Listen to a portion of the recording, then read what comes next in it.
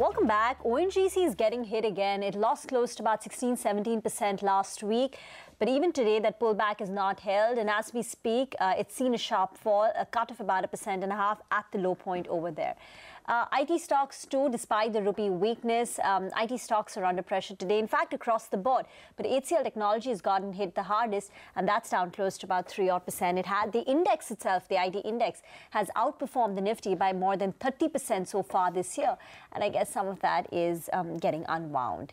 But let's stick with the currency. The rupee weakness continues. The currency is now inching closer to that 74 mark against the dollar, 73.92 as we speak.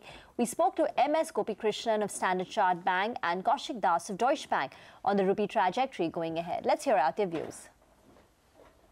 We need to have a lot more of negative news flowing in for rupee to trend higher and probably breach 75. I think for the time being, I would put my bet at 73.5, 74.5 kind of a range. We have only depreciated by 5% on an RER basis, which clearly shows that, yes, it has depreciated a lot this year, but it is still not the worst performing currencies over a period of time. The Indian bond yields have been under pressure because of the supply demand, which we have seen in the last 9 months, and also because of the oil going up. I think bond yields will fall, and I expect it to be in the range of 790 to 810. RBI has made it very clear that they're not going to use interest rate defense just for the FX management, and there were a little bit of clarity required because these are initial days of inflation targeting how RBI would want to guide, and that guidance has come as a helpful kind of a way of thinking about the future. So given what's happening globally, and oil prices are up little bit down, but over a period of time, if you think of the next 3 to 6 months, we think there could be still more depreciation pressure on the currency. We think, bond yields will stay above 8%, given, where things are at this moment. Well, that is the view on the currency and the bond markets. Back to equities now, and yeah, the Nifty is really trying to hold on to the 10,350 mark for at least the time being. Along with Yes Bank, Bajaj Finance is the other stock that has seen steady buying, and that's one trend that's continuing. But let's just keep an eye out on some of the commodity names, because Hindalco, ONGC, of course, some of the metal names like Tata Steel, weakness in the commodity complex is very, very apparent today. That's a trend that is still continuing. Okay, on that note, time to move to another stock that is on the move, and it's actually on the move on the downside. I'm talking about Voltas. Stock's down 4.5%. ICICI Securities has now come out with a note. They have a very bearish view on the stock, and they're citing a whole cross-section of factors, including a weaker rupee and tepid demand. Let's get more details going with Anisha. Anisha, what are you picking up? Well, Rupee, this is not new news in terms of Voltas, but yes, the brokerage has taken the action today. They have cut the target valuation multiple for the stock as well as cut the earnings estimate. As a result, the target price now is 430 versus 495 earlier. Now, to talk about that, the dealer check suggests that the demand pickup for AC business has been slow, and the outlook also looks muted.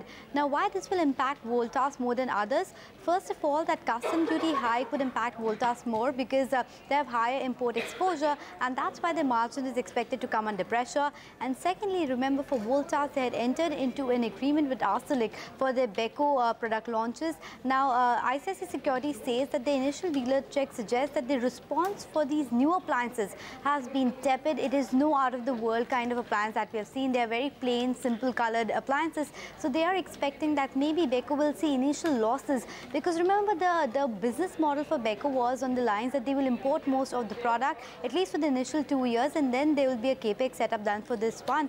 So the initial margin pressure that will be there makes them suggest that there might be a loss also that the company might have to book on account of this particular product segment, and that's the reason they have cut down the multiple, their earnings estimate, and as a result, the target price. Back to you.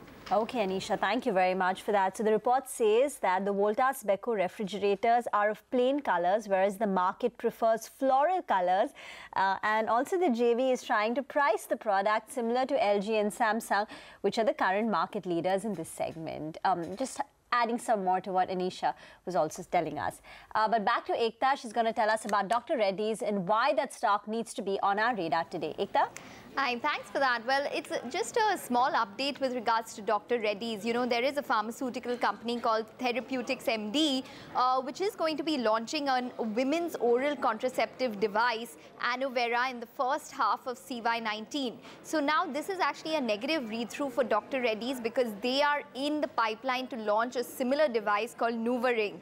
Now, Anovera's device is, you know, expected to be actually only used once a year versus something like a NuvaRing, which is expected to be used every month. So, you know, the patient will probably comply to using a product such as Anovera's versus NuvaRing, according to a couple of analysts that have been watching this development. And also the device, Anovera's device, is expected to be much lower in price as compared to Dr. Reddy's NuvaRing. Now remember that Dr. Reddy's NuvaRing was expected to be one of the big launches by Dr. Reddy's, but is now slated for the first half of CY19. It has seen some delays in the past, but now because of more competition coming in with different variations in terms of compliance or increasing compliance, would be something which would probably impact market share. Okay, all right, thanks very much, Ekta, for getting us those details on Dr. Reddy's. Let's move to some market opinion on that note. We caught up with Ashwini Agarwal of Ashmore Investment Management earlier in the day to get his sense on the current market environment, the macros and the overall mood. Let's take a look. Combination of the fact that rates have risen, a combination of the fact that the government spending on government employees via the HRA increase that happened last year has faded off, and the fact that the NBFCs will be more cautious in extending fresh loans. That as you know, will have a concomitant effect of reducing demand, and that is something that all of us, including all of us, are kind of watching very closely. This will hurt demand to a small degree, so we should all calibrate down our forecast for the second year, you know, just a notch to take this into account. But will it be a disaster scenario? I don't think so at this point in time. If you look at the Indian marketplace and look at the financial assets that are available to you, equities continues to be the best asset to own. The best thing to do in these markets, if you're not a leveraged player, is just to stay put. It doesn't make sense to take money out. It doesn't make sense to make drastic investment decisions, whether buy or sell. Just ride it out, because you know these are storms that happen, and they will pass. If you are invested in good companies, or if you're invested in well-managed mutual funds, eventually things will pass. And over time, risk-adjusted returns from equities have tended to be very, very rewarding. So, you know, that's what we should do. Okay, let's get back to the markets and get in a few trading strategies as well. Ashwini Gujral and Sandeep Wagle join us on the show now. Ashwini, afternoon. So far, a positive session for our markets, but in the last 30 minutes, we've given up some of those gains. How would you approach trade now? And the rupee is weakening, so now it's 73.94 against the dollar. Putting all this in context, what should the index trade be?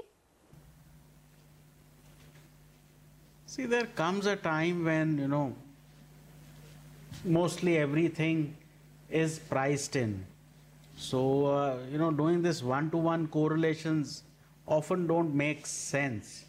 So my sense is that 10-150, 10-200 is a fairly, you know, decent support, and you know, the markets, they need to recover a bit, even if they have to fall again. And we haven't really priced in the $3 fall on crude.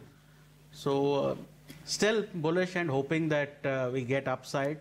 So right now you should be long on Bank Nifty. Now obviously there are several moving parts, and you know, global markets can turn on a dime, etc., etc. So that people should take cognizance of and plan for that.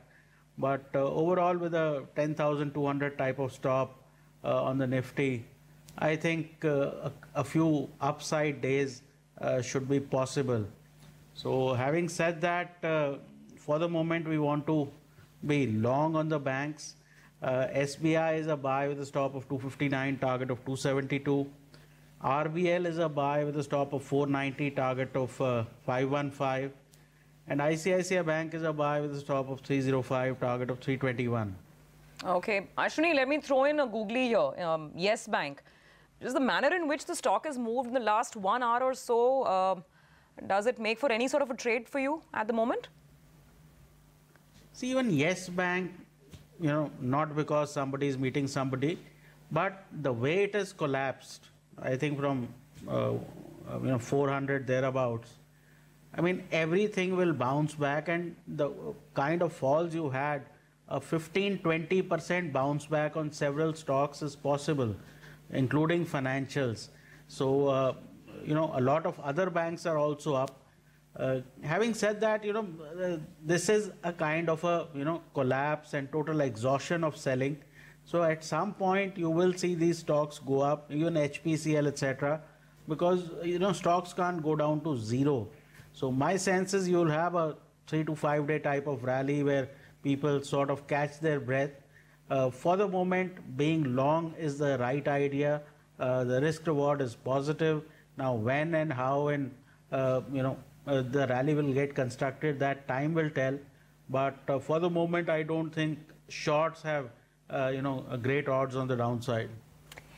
Okay, while there was a bit of pullback in the Indian markets, Asia has started weakening some more. So the Chinese markets are now down close to about 3.6%. They were down about 3% for a greater part of the morning, but now they've slipped some more. Hang Seng too, which had attempted a bit of a pullback, is now down about 340 points. Gotten a little weaker for the Asian markets, and now it's about close to a 4% cut actually on the Chinese market. So just keep that in context. Sandeep Wagle is also here with us on this show. Sandeep, your thoughts on trade and your individual trading picks? Afternoon, Rima. I think the bottom has been made in the short term, but there can be some choppiness. I would play it both ways. A sell in a DHFL, stop loss of 258, target of 234. And a buy in a Bata, stop loss 864, target 900. Okay, all right, Sandeep, many thanks for that. Thanks to Ashwini as well. We are just looking at perhaps some rates coming in from the European market. So let's just take a look. Our market has cooled off quite a bit, by the way. I mean, we're once again looking a little sluggish. As Europe opens out, the cues are not very optimistic, at least for the time being, because we're seeing some weakness creeping into those markets as well. And just back to the indices here at home. Once again, if we talk about the weak hands, then it is metal stocks. We've been making that point consistently. Plus, some IT sell-off is also quite palpable. Some profit booking on stocks like Wipro, TCS, Infosys. That has also been the story of the first half, Nifty IT, at the lows of the day. On that note, let's take a quick break. When we come back, we get you an exclusive conversation with Shankar Sharma of First Global. Shankar says that India has begun to look very fragile. Stay tuned.